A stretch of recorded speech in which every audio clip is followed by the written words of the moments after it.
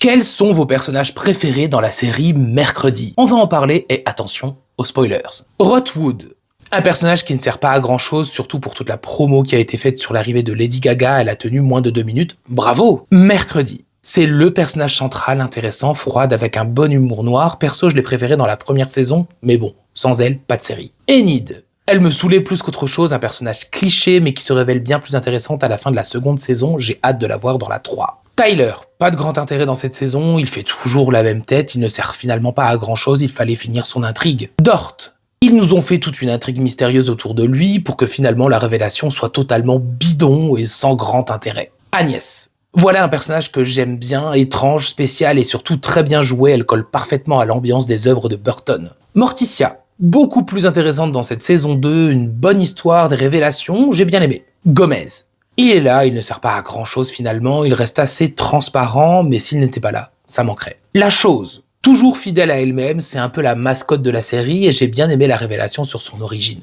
Oncle Fétide, amusant, dérangeant, glauque, un personnage vraiment réussi, mais on ne le voit pas assez. J'ai l'impression qu'il sera plus présent par la suite. Pugsley, pas le personnage le plus intéressant, un peu fade, même s'il sert beaucoup à l'histoire de la saison 2, j'espère qu'il prendra plus d'ampleur. Slurp ou Isaac, le personnage qu'on n'a pas vu venir, un vulgaire zombie qui s'avère être un génie du mal, très réussi. Wims, le retour d'un personnage que j'aimais bien et qui colle bien à l'univers. Orloff, aucun intérêt, juste pour faire un clin d'œil à l'acteur qui jouait Oncle Fétide par le passé, Christopher Lloyd méritait bien mieux.